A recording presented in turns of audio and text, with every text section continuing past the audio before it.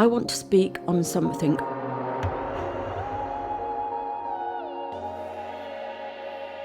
raw, urgent, and real. The consequences of ignorance. Of turning away from communities who are being gaslit by mainstream narratives. Because when we refuse to listen, we don't just create division, we create collapse. Proverbs 31:8. Speak up for those who cannot speak for themselves, for the rights of all who are destitute. What is societal gaslighting? Societal gaslighting isn't just a buzzword, it is a system. It is when entire communities are told that didn't happen, you're exaggerating, and you are paranoid. Even as the evidence piles up and the truth screams from the margins. It is a slow erasure of collective memory, a rewriting of real pain into conspiracy. A psychological warfare tactic used to dismiss, delay, and discredit, and it has consequences. Isaiah 5:20. Woe to all those who call evil good and good evil, who put darkness for light and light for darkness. The consequences on the mind. The mind under gaslighting begins to fragment. The victim begins to question, did I see what I saw? Did I feel what I felt? And this leads to cognitive dissonance, a painful mental loop where your brain tries to hold two opposite realities at once. Eventually, the psyche cracks under the weight. You can't focus, you can't trust, you can't plan. People call it anxiety, depression, but it's psychological sabotage, and it is manufactured. 1 Corinthians 14:33. God is not a God of confusion, but of peace. John 8:32. The truth will set you free. The consequences on the body. What happens to the body in a state of denial and alert? It stops sleeping, it loses appetite, or it gains appetite uncontrollably. It burns out the adrenal system. You live in survival mode. Every nerve is braced for betrayal. When this gaslighting is societal, the trauma isn't just personal. It becomes generational.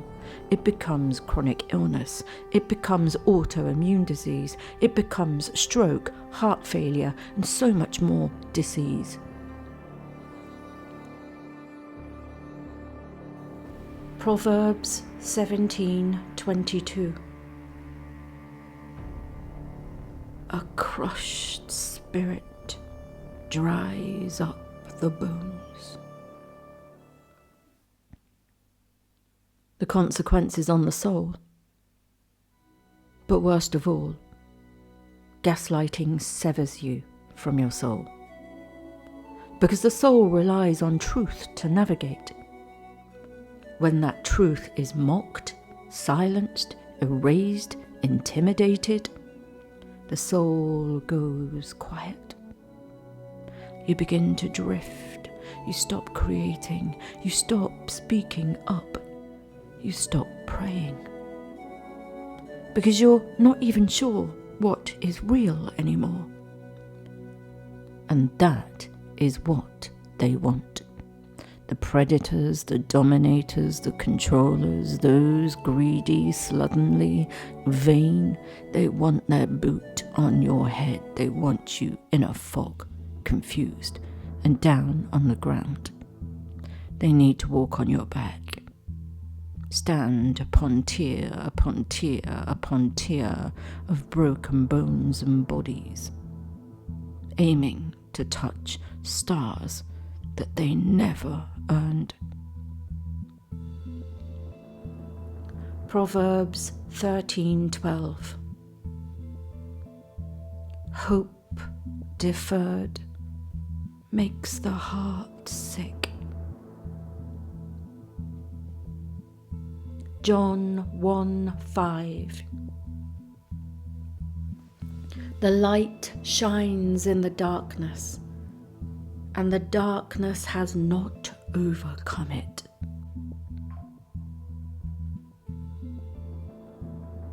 What do they want? A disconnected human is a controllable one. This is mind control.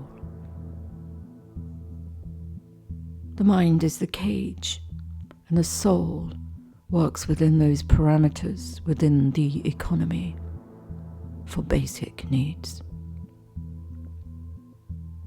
How it breaks society. Now multiply what I have just said and the consequences, and multiply it by thousands, millions across nations in this entire world. Populations told that their instincts are wrong. Their experiences are invalid. And we wonder why so many can't work. Why so many are trapped in a corner, isolated, broken down, unable to function, fatigued, disorientated, afraid, unable to relate, connect. Can't parent, can't function, because they were never broken. They were gaslit into collapse. And this isn't just personal, it's political, it's spiritual, and it is preventable. 1 Corinthians 12:26. If one part suffers, every part suffers with it.